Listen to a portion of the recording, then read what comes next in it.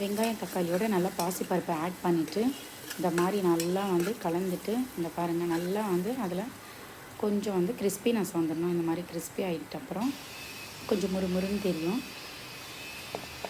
இப்போ வந்து அதுக்கப்புறம் நல்லா சவுச்சோ ஆட் பண்ணிக்கலாம். அப்போ தான் உங்களுக்கு வந்து அந்த பாசிப்பருப்பு வந்து அந்த சவுச்சோவில் வந்து ஆட் பண்ண அந்த ஃப்ளேவர் கிடைக்கும் உங்களுக்கு. ஃபஸ்ட்டே வந்து கொஞ்சம் ட்ரை பண்ணிக்கிட்டேன்.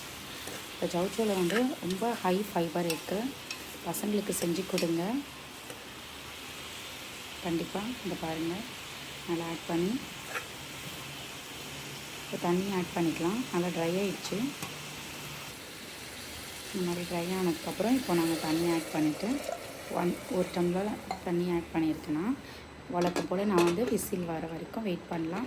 குக்கர் மூடிடலாம். குக்கர்லேயே மூடிடலாம். ஸ்லோ ஃப்ளேமில் 6 விசில்